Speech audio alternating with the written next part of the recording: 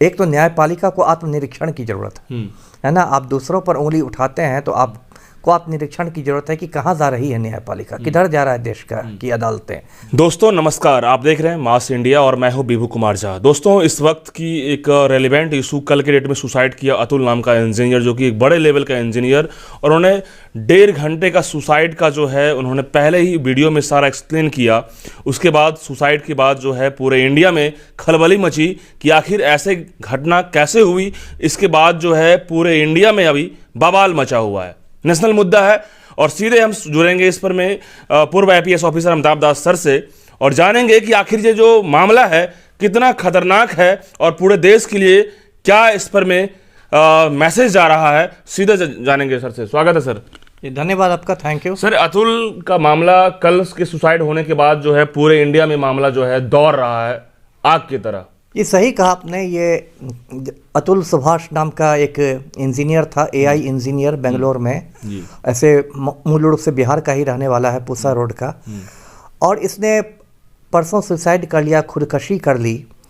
और उसमें जैसा आपने बताया 1.5 घंटे का वीडियो उसके पहले बनाया और 24 पन्नों का सुसाइड नोट छोड़ के गया है जी। और उस वीडियो में जो उसने बातें कही है और जो सुसाइड नोट में उसकी बातें हैं, उससे पूरा हिंदुस्तान समझिए हिल गया है। मैं दर्शकों को पूरा मामला बताता हूँ। ये जो अतुल सुभाष था, ये 2019 में इसकी शादी हुई थी और इसकी वाइफ जौनपुर की रहने वाली थी, उत्तर प्रदेश की, निकिता सिंघानिया। उसके बाद ये लोग हनीमून पर गए, मॉरिशस गए। फिर कुछ समय बाद इन लोग को एक बेटा हुआ। सब कुछ ठीक था, लेकिन जब बेटा 3-4 साल का हो गया तो इसकी वाइफ अपने बच्चे को लेकर चली गई, अलग हो गई। उसके बाद इसकी वाइफ ने अतुल सुभाष पर 1 नहीं 2 नहीं 9 मुकदमे दर्ज कर दिए। उसमें ज़्यादातर जो मुकदमे हैं वो जौनपुर के फैमिली कोर्ट में दर्ज किए गए, परिवार न्यायालय जौनपुर में। और उसे बहुत सारी चीज़ें दर्ज की गई, जैसे अब तो IPC ख़त्म हो गया है, अब तो भारत न्याय संहिता है। उस समय में IPC था, नहीं CRPC नहीं, IPC, Indian penal code.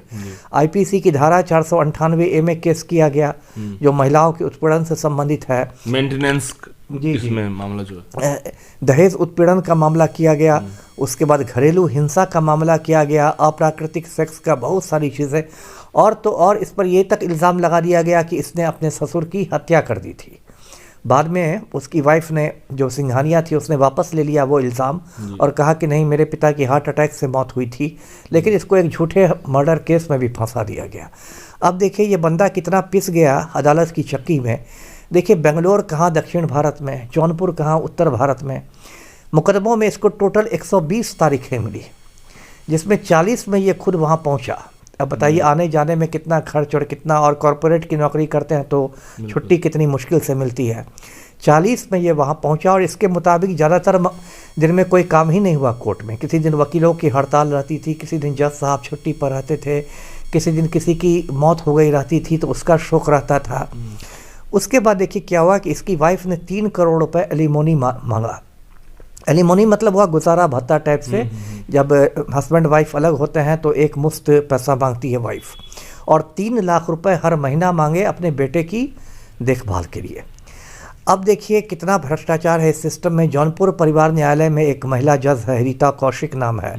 Rita Kaushik ने इसको चैम्बर में बुलाकर कहा अतुल सुभाष से कि तुम मुझे 5 लाख रुपए दे दो तो मैं पूरा मामला जो है वो सलटा दूंगी, सेटल कर दूंगी। मतलब खुलेआम जज अपने चैम्बर में घूस मांग रही है। और एक दिन ये बंदा इतना प्रताड़ित हुआ कि इसने कोर्ट में कहा कि मैं तो आत्महत्या कर लूँगा। तो इस पर इसकी सास ने कहा कि क्यों नहीं तब कर लेते। इस पर महिला जज भी हंस रही है। मतलब पूरी तरह से आदमी की मतलब पेराई हो गई, जैसे गन्ने की पेराई होती है ना मशीन में। और सर उनके कहने की बात पे बात आ रही है या फिर विजुअल कुछ है या वीडियो कुछ है, जज हंस रही है? नहीं, ये बात तो उन्होंने कही है, इसका वीडियो नहीं। ऐसे भी कोर्ट के अंदर तो ऐसे वीडियो रिकॉर्डिंग होती नहीं होती है। तो ये सब बातें हैं।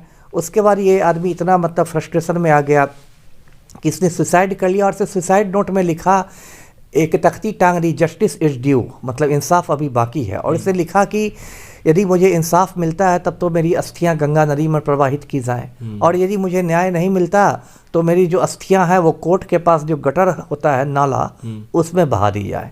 मतलब इतना ये क्षुब्ध हो गया था पूरी व्यवस्था से।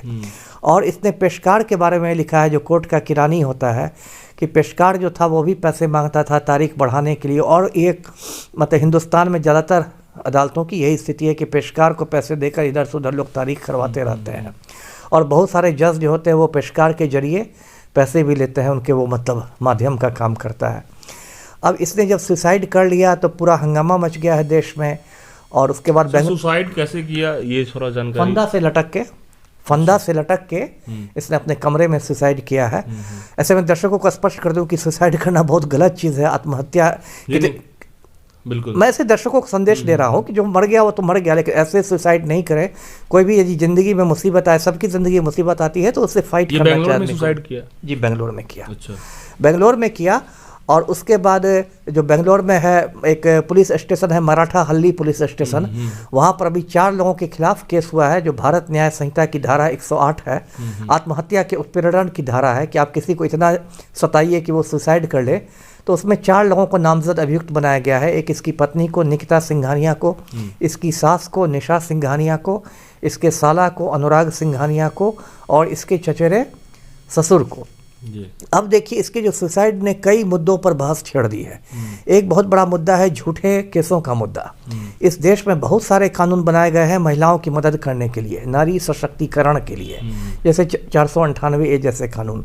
लेकिन पिछले कुछ सालों में देखा जा रहा है कि उनका मतलब एक धड़ल्ले से दुरुपयोग हो रहा है, मिसयूज़ हो रहा है। महिलाएं उसका गलत इस्तेमाल करने लगी है, वकील के सिखाने पढ़ाने में, परिवार वालों के सिखाने पढ़ाने में।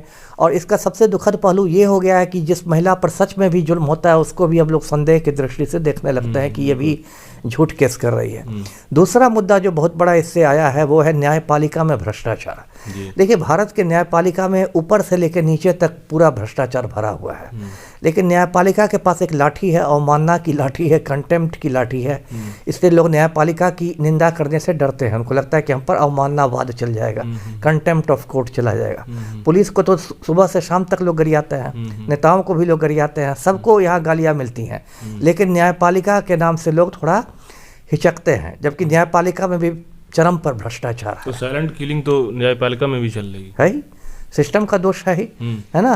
जब भ्रष्ट जज ही बन जाएंगे तो क्या होगा। और ये निचली अदालत से लेकर सुप्रीम कोर्ट तक का है। अब तो सुप्रीम कोर्ट में देखिए, रंजन गोगोई जैसा चीफ जस्टिस हो गए, जो एक हाथ से राफेल केस में क्लीन चिट देंगे और दूसरे हाथ से राज्यसभा का टिकट ले लेंगे। बिल्कुल सर, ये तो स्टोरी है इसकी, इनकी अतुल की। अब इस पे पूरा देश की मामले हैं ये, जितने भी कानून हैं, चाहे लोअर कोर्ट से सुप्रीम कोर्ट, सवाल तो सुप्रीम कोर्ट तक जा रहा है, और बड़ा सवाल है। गाज इस बार न्यायपालिका ही कटघरे में, ऐसे तो अभियुक्त लोग कटघरे में होते हैं, लेकिन इस बार पूरे देश की न्याय व्यवस्था कटघरे में है। तो इंडियन डेमोक्रेसी में ये इस मामले को लेकर के एक जबरदस्त बवाल जो है इस पर में सर, अब सीधा सॉल्यूशन की बात की जाए, उन्होंने तो डेढ़ घंटे का वीडियो बना करके उन्होंने चला गया, लेकिन सॉल्यूशन की बात की जाए, न्यायपालिका को भी अब मतलब कि सुझाव देना पड़ेगा। एक तो न्यायपालिका को आत्मनिरीक्षण की जरूरत है ना। आप दूसरों पर उंगली उठाते हैं तो आपको आत्मनिरीक्षण की जरूरत है कि कहाँ जा रही है न्यायपालिका, किधर जा रहा है देश की अदालतें।